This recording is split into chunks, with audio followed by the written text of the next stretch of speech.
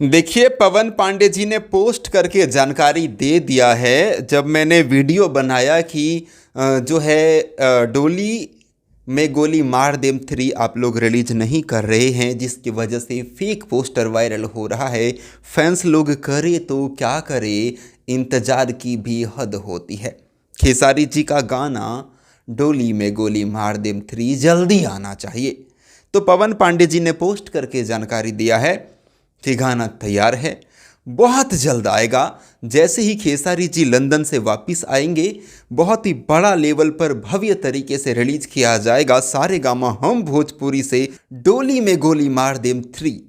बता दें कि जैसे पहले वाले दोनों गाने सोलो सॉन्ग है, खेसारी जी अकेले ही गाए हैं, वैसे ही अकेले ही पार्ट 3 जो गाना है, जो डोली में गोली मार देम 3 है, वो भी सोलो सॉन्ग ही रहेगा।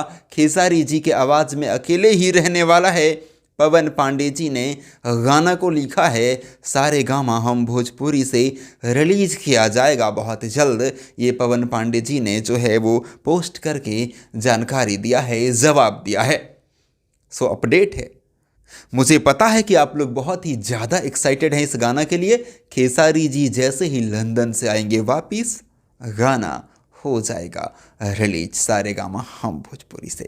थैंक यू, मैं महेश पांडे, आप लोग देख रहे थे बहुत ही गुड एंटरटेनमेंट। पसंद आया वीडियो तो लाइक शेयर ज़रूर लगाइएगा। Love you all.